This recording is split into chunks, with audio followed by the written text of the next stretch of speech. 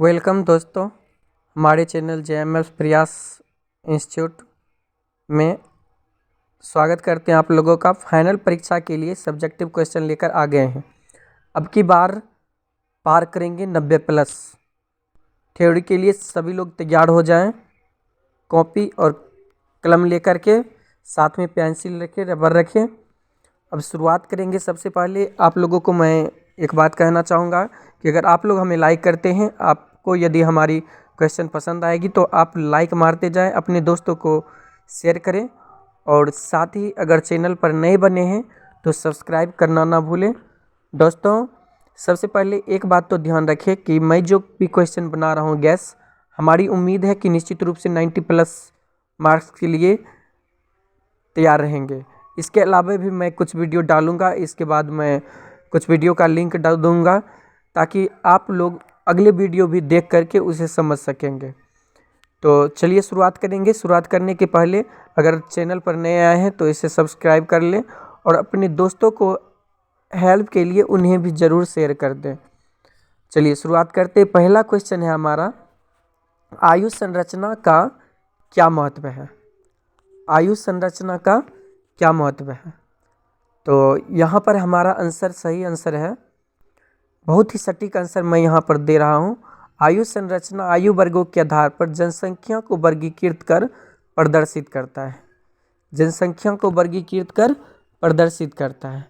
ठीक है, आयु संरचना अलग अलग आयु वर्गों में लोगों की संख्या को प्रदर्शित करता है, जनसंख्या को प्रदर्शित करती है। आयु संरचना जो होती है यह 0 से 14 और 0 से 14 वर्ष की यह पहली आयु वर्ग में आगे यहाँ पर दिखाऊंगा। अलग अलग आयु वर्गों में लोगों की संख्या को प्रदर्शित करती है। आयु संरचना जनसंख्या का महत्वपूर्ण घटक है। आयु संरचना के 3 आयु वर्ग हैं।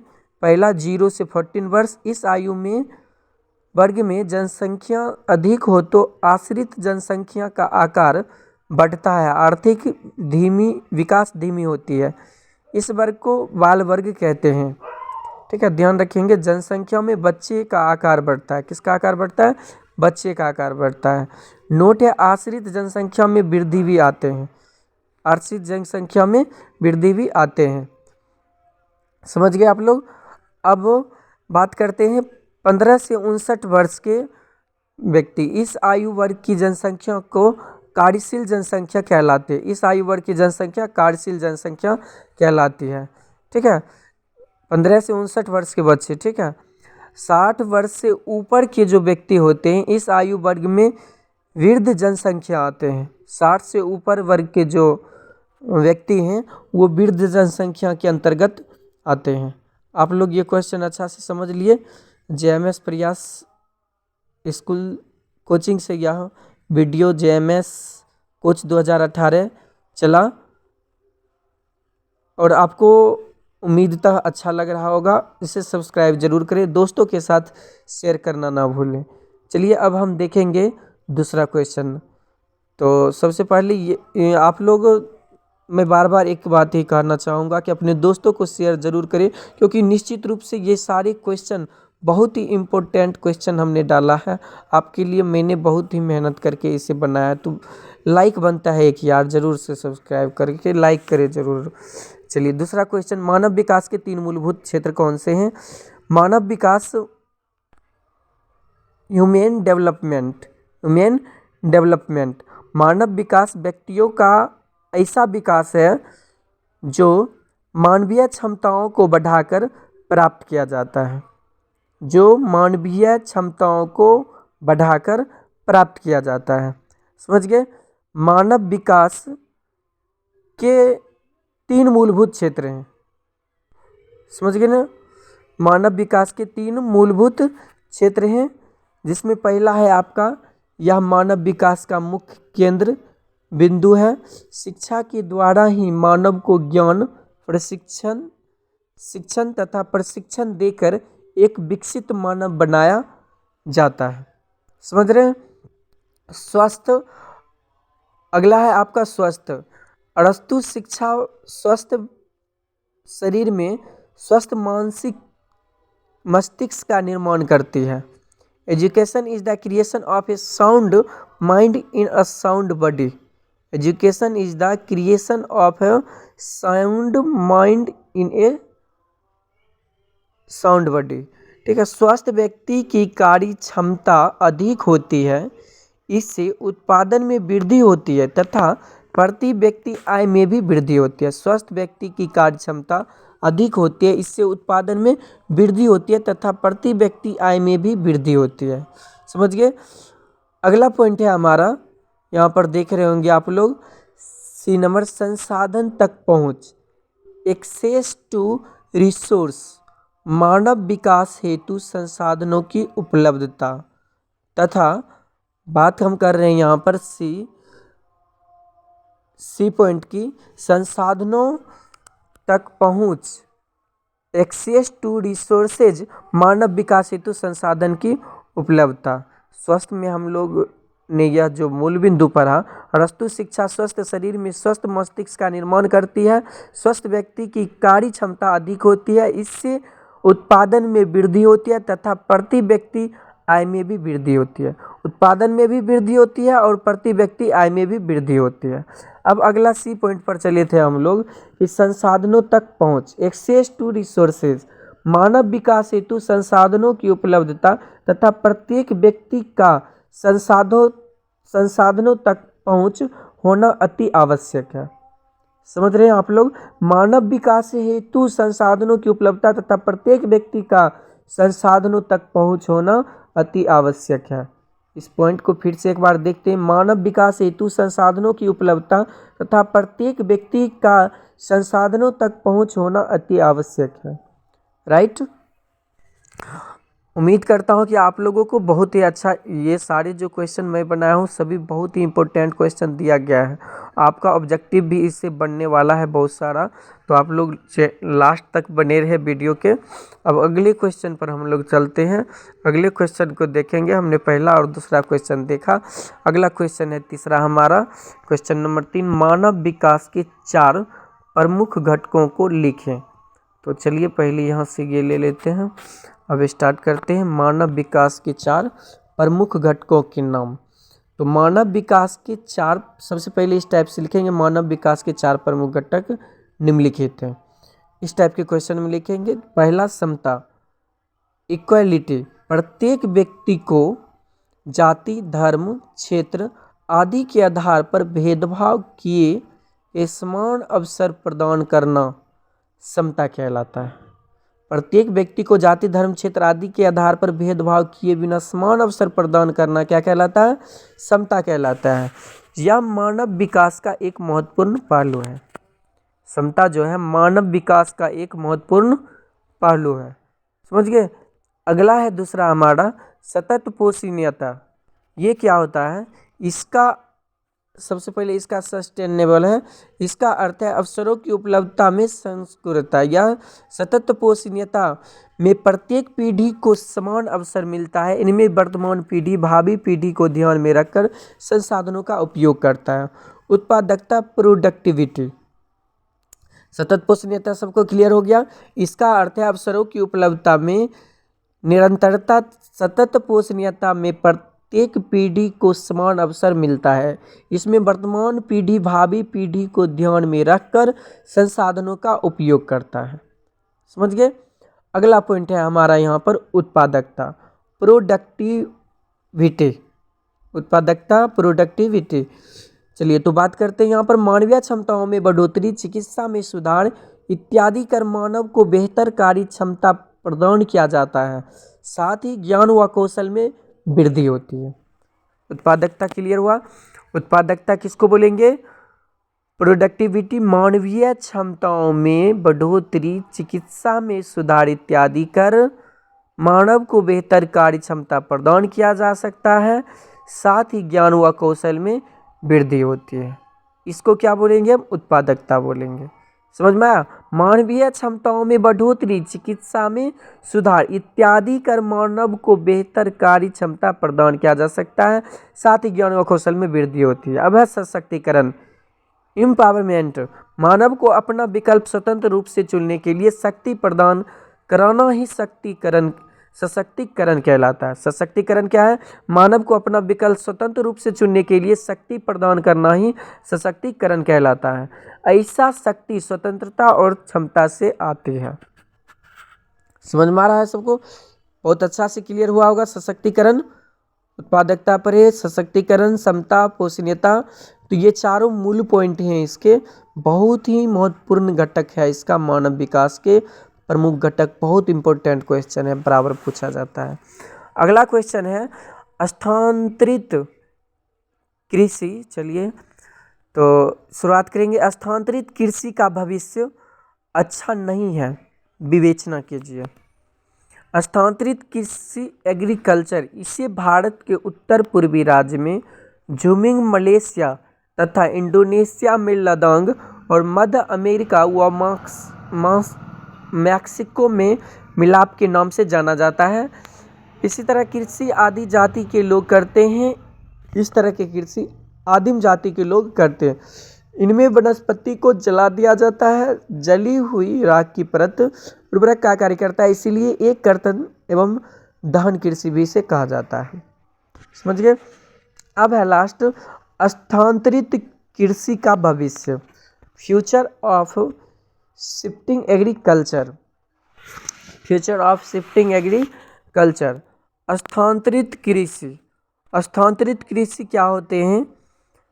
स्थानांतरित कृषि का भविष्य अच्छा नहीं है, क्योंकि इस प्रकार की कृषि प्रक्रिया में वनों को जलाकर भूमि तैयार की जाती है, जिस कारण जैव विविधता में कमी, मृदा अपरदन में वृद्धि, वर्षा में कमी तथा ताप में वृद्धि के साथ साथ पर्यावरण प्रदूषण जैसी समस्याएं उत्पन्न हो जाती है। अतः स्थानांतरित कृषि का भविष्य अच्छा नहीं है। समझ गए आप लोग? इसमें क्या होता है? जैव विविधता में कमी होती है, जैव विविधता में कमी होती है, मृदा अपरदन में वृद्धि होती है, वर्षा में कमी तथा ताप में भी वृद्धि के साथ साथ पर्यावरण प्रदूषण जैसी समस्याएं उत्पन्न हो जाती है। अतः स्थानांतरित कृषि का भविष्य अच्छा नहीं है। तो ये मूल बिंदु आपको ध्यान में रखना है। अगला क्वेश्चन पर अब हम लोग चलेंगे। अगला क्वेश्चन नंबर है हमारा 5। ठीक है, तो क्वेश्चन 5 नंबर क्वेश्चन है, जनसंख्या परिवर्तन के 3 घटक कौन कौन से हैं? जनसंख्या परिवर्तन के घटक की बात करेंगे हम लोग। अभी हम लोगों ने ये चारों क्वेश्चन को डील किया। आप लोग को अच्छा लग रहा होगा वीडियो। आप लाइक ठोकते जाइए, अपने दोस्तों के साथ शेयर करना ना भूलें। चैनल पर नए आए हैं तो गुरुदक्षिणा के तौर पर मैं कह रहा हूँ कि सब्सक्राइब जरूर करें दोस्तों। ठीक है, मैं तो कुछ नहीं मांग रहा, सिर्फ सब्सक्राइब या करने से आपकी कोई नुकसान नहीं होगी। और लाइक ज़रूर कीजिए, अपने दोस्तों के साथ शेयर करना ना भूलें, क्योंकि इससे आपकी नुकसान नहीं हो रही है और पढ़ते हैं तो गुरुदक्षिणा तो बनता है। चलिए, जनसंख्या परिवर्तन के 3 घटक। जनसंख्या परिवर्तन के 3 घटक या कारक या अवयव, कुछ भी लिख सकते हैं, निम्नलिखित है। पहला है प्रवास, माइग्रेशन। क्या बोलेंगे?